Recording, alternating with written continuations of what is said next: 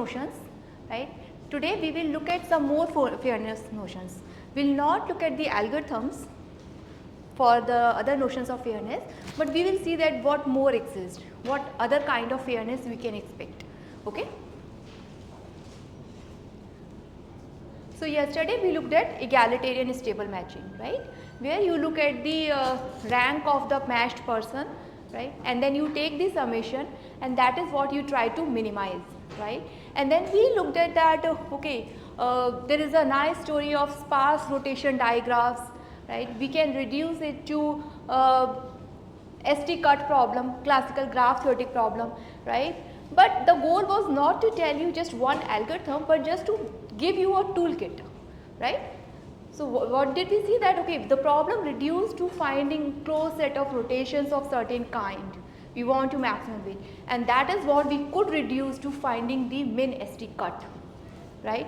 So this is the takeaway from that lecture, okay? What are the other fairness notions? Minimum regret stable matching. We look at the definitions one by one, but let us see what are the notions.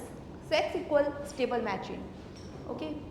As the name suggests, of course we talk about bipartite graph here, that only makes sense. Balanced stable matching problem, median stable matching problem, large size. So as Sushmita talked about it in the introductory session, that for the stable matching, what do we know? Anybody? If you remember? Stability versus but why? inversely proportional. Why? Because if you take a large size in an arbitrary graph, then it may not be stable. But why are we talking about it? Because we know that the size of stable matching is same, right? There are exponential many matchings, but size remains same. The set of matched agents remains same. Okay, that is why if we want to increase the size, we need to think something else, right? Popular matching. So we have expert of popular matching. She will talk about it. Popularity with less blocking edges. We will come to it later. And there are many other notions. Okay. So throughout we will assume that mu denote a stable matching. Okay. What is minimum? So this is the definition of egalitarian cost, if you remember. Now what about regret, right? So what are we trying to do here? Okay, sorry, that, okay, fine, this is fine. So look at the maximum regret of a person. Okay, what is the maximum regret? I am happy if I match to my first preferred agent, correct? As I go far in my preference list, that is my regret, correct? So this is what is captured by the first function, okay? Max xy belongs to mu, rank of x in y. Okay, you have both the sides, that is what is missing here, and whoever is not matched, for them is the same as yesterday, that rank of like size of the preference list plus 1, right? And then you look at the maximum overall, that is the maximum regret of a matching, and what will be my goal? Minimize, correct? Okay. So this is the notion. What do you think? I am asking, meaning it is very simple. Okay, so what do you think? Yes? You want to say something? No? Okay. Why?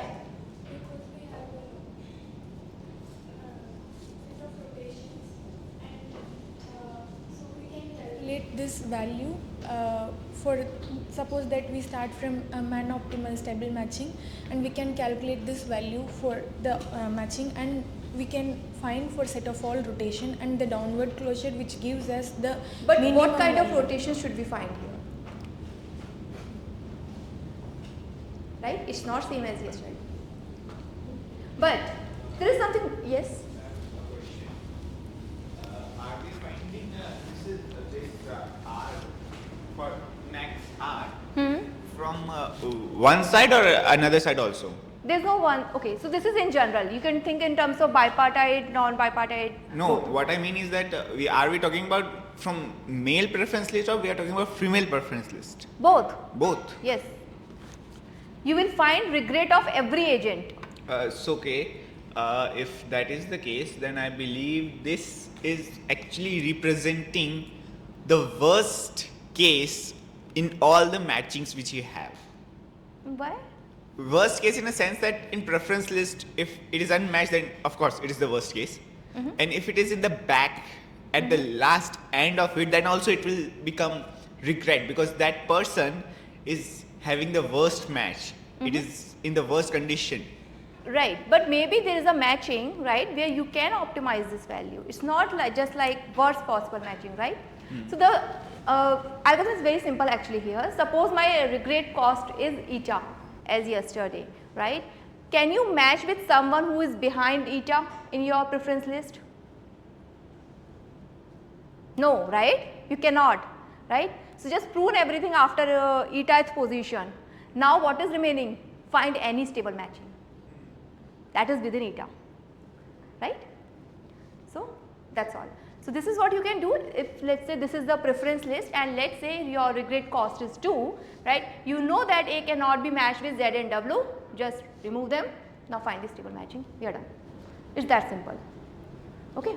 So everything is not difficult if it is asked. Okay, yes? Doesn't matter. So what can be the maximum possible regret cost?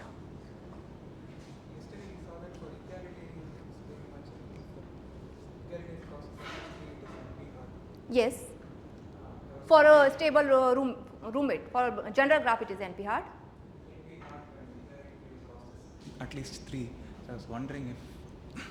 So there, see the difference is that there you talk about summation, right? You do not know where should you match every agent.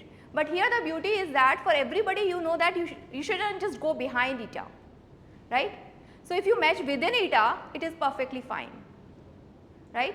It's not summation. So everybody needs to be just within eta, that's all, right? So if within eta you find a stable matching, we are good enough, right? You got it or not? Okay. So of course this makes sense in case of bipartite graph, okay? So you have just an instance of stable marriage problem, meaning you have a bipartite graph and every man rank women, right? Now we are trying to find the stable matching. So what is happening here? You look at the summation of the rankings of your matched partner on men's side minus this side, women's side, right? Absolute difference should be at most eta, right? So we are saying that now we are not talking about like in a regret, we are talking about individually, person, right? Now here we are talking in some sense group wise, okay? Group wise we are saying whatever is the satisfaction of men's side and whatever is the satisfaction of women's side, the difference is not much, okay? Is it clear? Okay. So you see these all are different kind of fairness, okay, and it all depends on your application which fairness criteria you would like to use, okay. So this problem is NP complete even when eta is 0 and length of preference list is at most 3, okay, and there is a polynomial time algorithm when just the length of preference list on one side is at most 2, okay, we are not talking about the other side. Okay, so this is a paper. If you are interested, you can find these results in this paper. The next notion is balanced stable matching. Do you have a question? Okay. So again, in case of balanced, we are trying to balance on both the sides, right? So again, we only care about like this makes sense only again for bipartite graph, right? Okay. So we are asking that does there exist a stable matching mu such that individually. So there we talked about absolute difference is less than equal to eta. Now we are saying this side if you look at the summation again we are not talking about individually like in regret. So men's side if you look at the summation of the ranks of matched partner that is at most eta and from women's side also this is at most eta, okay. Okay, this problem is also NP complete, and there are results, we will not go to the details, but there are results, like there are algorithms with this running time. Okay, so this is a whole class of algorithms. I am not even telling you the name. Okay, so just don't worry about that, just focus on the running time. Okay. Okay. Now there is a notion of median stable matching. Okay.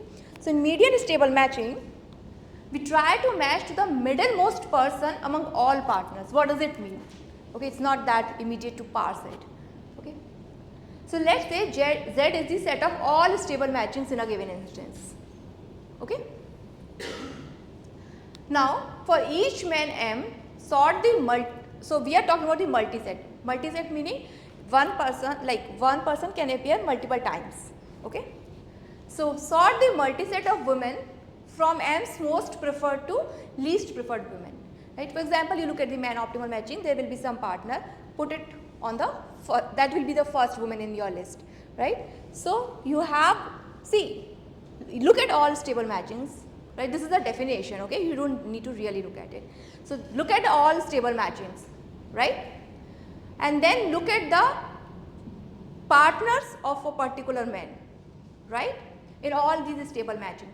Sort them according to the preference list. Okay, that is what it means. Okay. Look at the so let's call this list as stable partner list. Okay. Let's look at the middle person of this list. Okay. That is what we call as median, right. So look at the middle person, right, and if you collect that, that also gives you stable matching. Okay.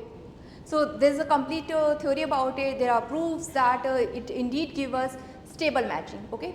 But it is not immediately clear. Again, we are just looking from the man's side, right? Why is it fair for women's side? It's again not clear. But actually there are results. Like there is a theorem. We can argue that this is good for women's side also, right? Because when you are looking at median from the men's preference list, it is also almost median in the women preference list. Okay, so if it is odd, then it is same, right? If it is even, then it is just plus minus 1. I mean, for odd also maybe it is just plus minus 1. Okay, median plus plus 1. So that is the thing.